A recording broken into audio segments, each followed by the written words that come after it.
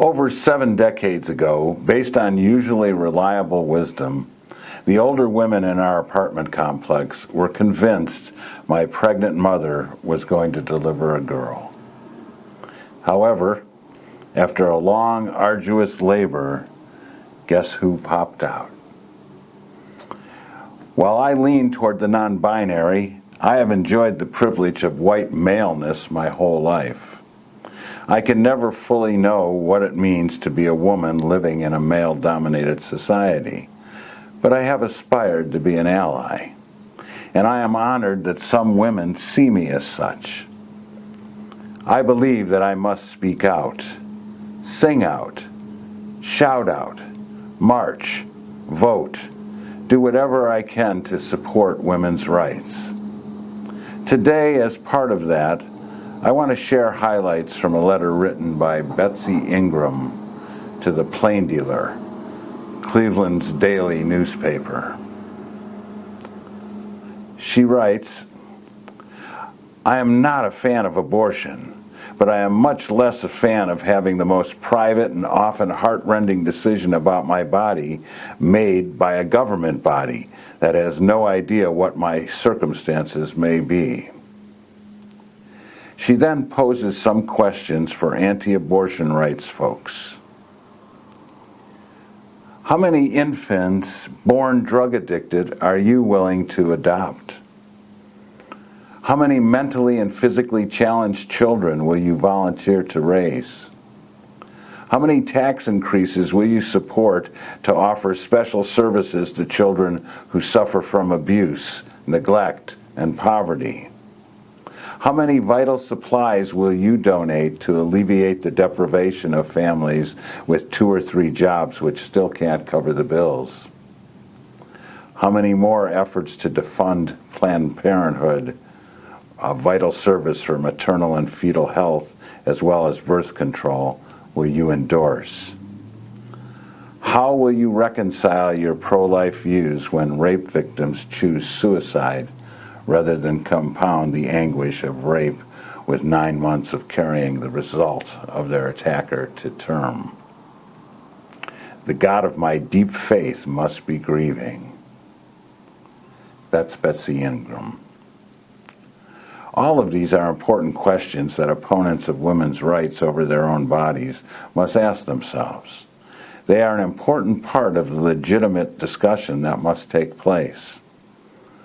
Pro-birth people argue, however, that these costs don't compare with what they consider the murder of millions of human beings through abortion and the need to have laws to protect them. I choose today to focus on a different argument.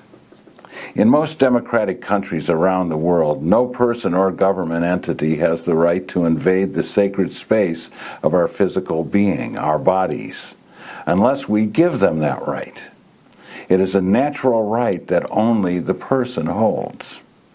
In fact, every developed society has a long history of creating laws to protect the sanctity of our individual male bodies. Over the last 150 years, those rights have gradually extended to women.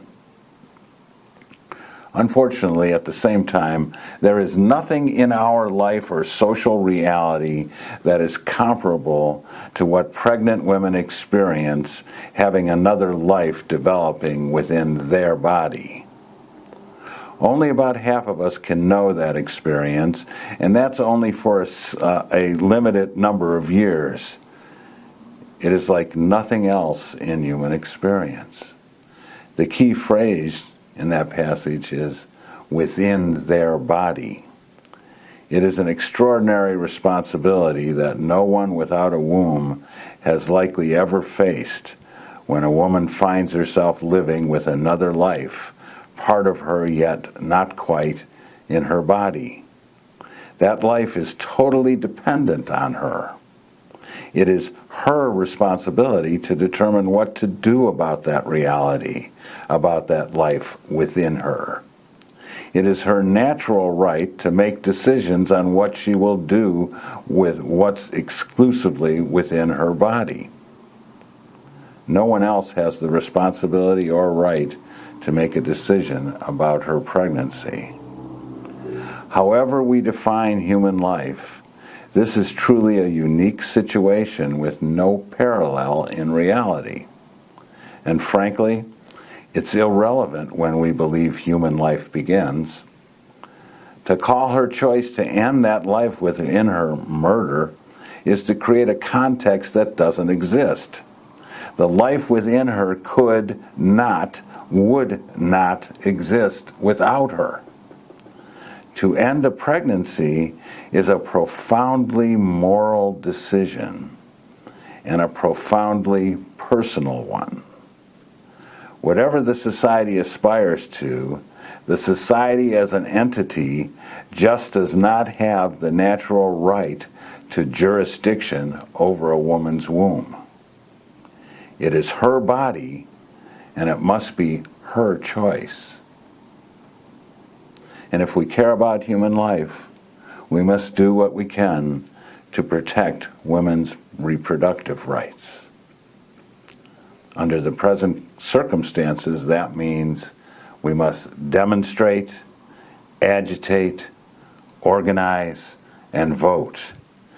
Demonstrate, agitate, organize, and vote. Demonstrate, agitate, organize, and vote. I'm River Smith with a comment for Liberation Brew and Satyagraha Arts.